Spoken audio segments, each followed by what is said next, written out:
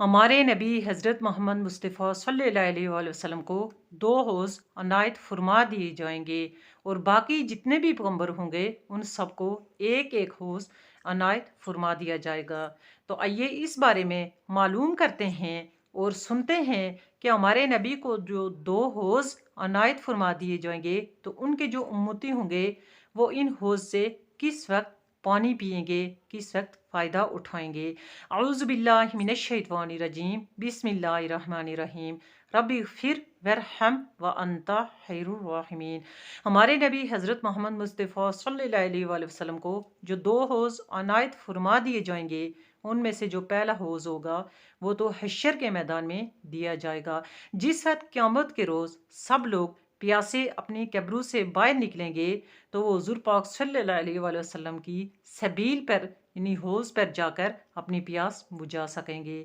باقی سب پیغمبروں کو بھی ایک ایک حوض عنایت فرما دیا جائے گا، تو ان کے جو امتی ہوں گے وہ بھی اپنے جو پیغمبروں کے پاس جا کر اپنے اس نبی کے حوض پر جا کر اپنی پیاسیں بجھائیں گے، پیاس بجھا سکیں گے۔ تو جتنے بھی پیغمبر ہوں گے اس بات پر فخر کریں گے کہ دیکھیں گے کہ کس کے حوض پر سب سے زیادہ لوگ ہوں گے۔ ہمارے نبی حضرت محمد مصطفیٰ صلی اللہ علیہ وآلہ وسلم فرماتے ہیں، میں امید کرتا ہوں کہ میرے حوض پر سب سے زیادہ لوگ ہوں گے، اور ہمارے نبی کو جو دوسرا حوض عنایت فرما دیا جائے گا وہ جنت میں دے دیا جائے گا، اور اس سے جو ہے لوگ پانی پئیں گے